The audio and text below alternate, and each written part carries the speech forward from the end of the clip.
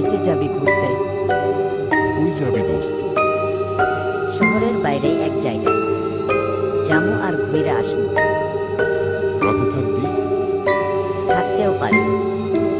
থাকার ব্যবস্থা কেমন? খারাপ তো হওয়ার কথা না। কথা হচ্ছিল দুই বন্ধুর মধ্যে, জামাল আর সন্তু। পরীক্ষা শেষ, তাই মজা করতে আরেক রাতে কোথাও ঘুরতে যাওয়ার প্ল্যান চলছিল। তবে এখনো কথা পাকাপাকি হয় নাই, সেটারই চেষ্টা চলছে। যাবি কখন? রওনা দ্বীপ সন্ধ্যায় গধূলির পর। গধূলি? এত কঠিন শব্দ পাইনি কই? পাইছি আর কি। গধূলি মানে কি রে? গরুর ধুলি। বুঝলাম না, গরু আইলো কোত্থেকে? বাদ দে, রাইতের প্ল্যান বল। রাইতে যামু দুই দোস্ত একসাথে, মাল খামু, ঘুমামু, সকালে আইসা কর্ম। মাল কি দেশি না বিদেশি? দুইটাই থাকবো। কোনটা খামু?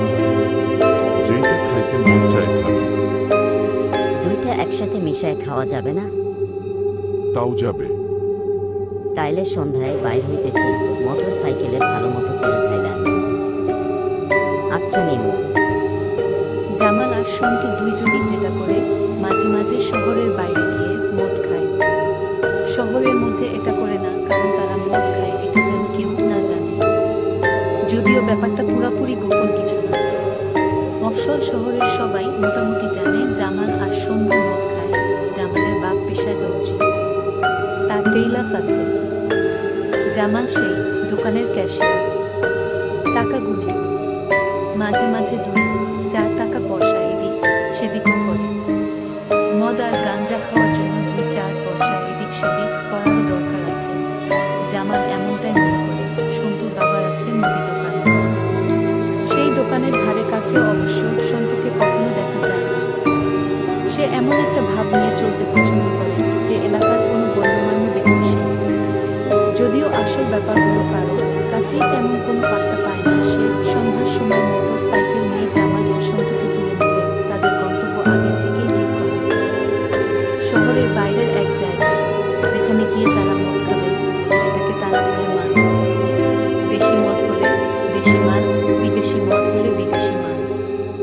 মোটর সাইকেল চালাচ্ছে জামাল, পেছনে বসা আছে সন্তু। জামাল বলল, আজকেরটা বার্মা থেকে আসছে রে। কয় বোতল? আছে অনেক, মনের স্বাদ মিটায় খাইতে পারবি। জিনিসটা জোগাড় হইল কেমন? আনাইছি বেড়া। খাইতে ভালোই হইল। তা তো হইবই। বেশি কইরা খাবি? তা তো খামনি। ঠান্ডা কিছু খাইছিলি? গলা বৈশা গেছে কেন?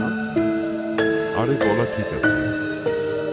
না না, হাসা কথা, গলার এই অবস্থা কেন? কি গলার পিছে লাগছো সালা? না না, গলার অবস্থা তো দেখি আসলে খারাপ। শুন শঙ্কু, তোর নামটা আজব, সেটা সহ্য করছি, কিন্তু ফাও কথা কম। কবি, এত ফাও কথা কিসে? গলায় কি পাইছিস সালা? গলার যা অবস্থা তাতে মাল খাওয়া ঠিক হবে না। হঠাৎ মোটর সাইকেল ব্রেক করে জামাল সন্তুর দিকে ফিরে বলল, শঙ্কু তুই নাই মাজা, তোরে নিমু না।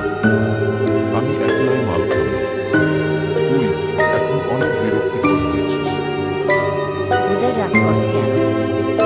আমার রাগ এখন উঠে না। তুই আর একটা কথা কবি, রাগ উঠবো আসমানে।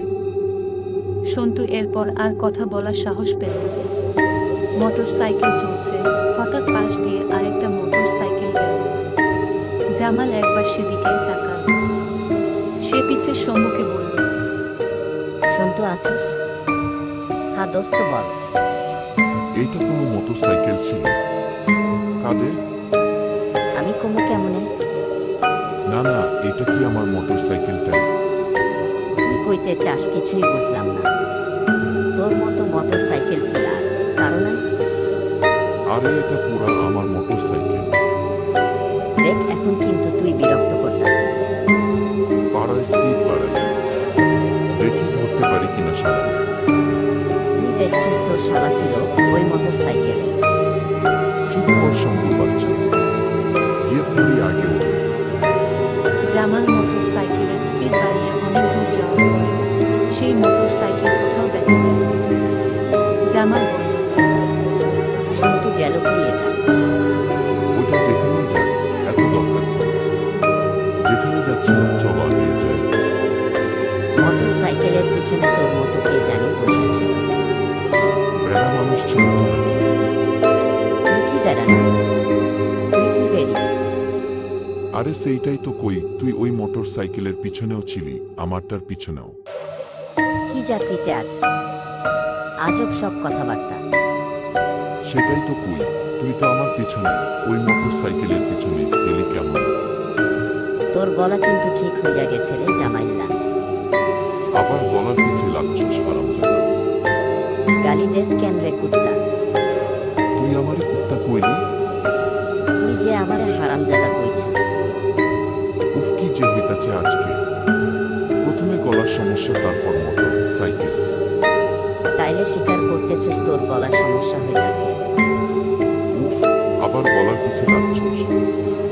তুই যে মোটর সাইকেলের পিছে লাগছিস। আর কোনো কথা কবি না, চুপ থাক। এমনিতেই মোটর সাইকেল চালাইতে গিয়া এক গাদা ধুলা পড়ছে গায়ে। জামাইল্লা রে ও জামাইল্লা। বলো রে সন্তু, কেমন জানি ডর ডর লাগতেছে। কিসের ডর? আমি আছি না।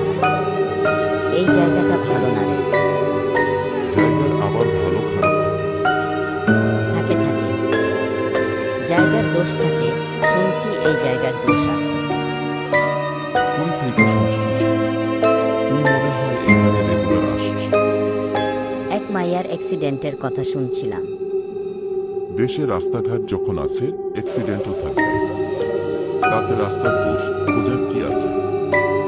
মাইয়ার অ্যাক্সিডেন্ট খুব সিরিয়াস ব্যাপার। খুব সুন্দর মাইয়া ছিল তো। তুই দেখছিলি? না দেখি নাই, তবে শুনছি এটা নিয়ে খুব হট্টগোল ছিল। আরে অ্যাক্সিডেন্ট হয়েছে তো হয়েছে, এত টেনশন লইস না। জামাইল্লা সামনে দেখো। জামাল সামনে তাকায় দেখে সাদা শাড়ি পরা এক মেয়ে হঠাৎ সামনে চলে এসেছে।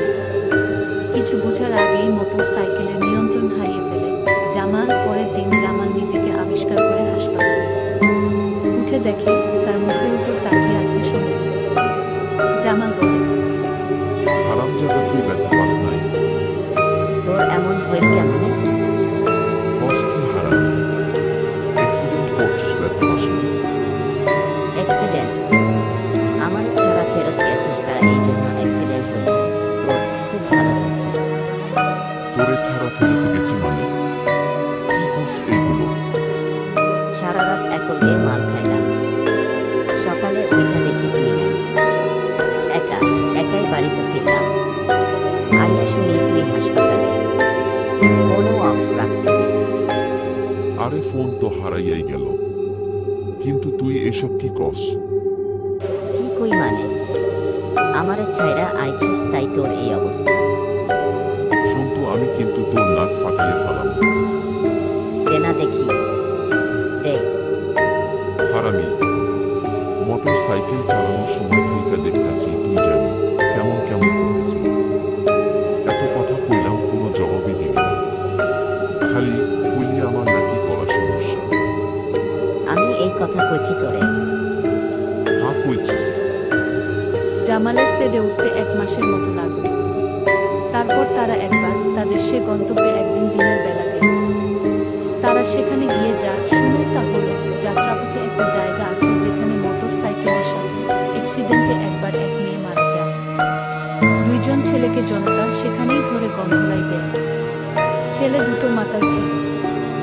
মাঝে মাঝেই নাকি সেখানে থেকে কেউ গেলে অ্যাক্সিডেন্ট হয়। যদিও জামাল বা শম্ভু কেউ কাউকে এরপর থেকে আর বিশ্বাস করে না। দুনিয়া রহস্যময়। সমাপ্ত। ধন্যবাদ।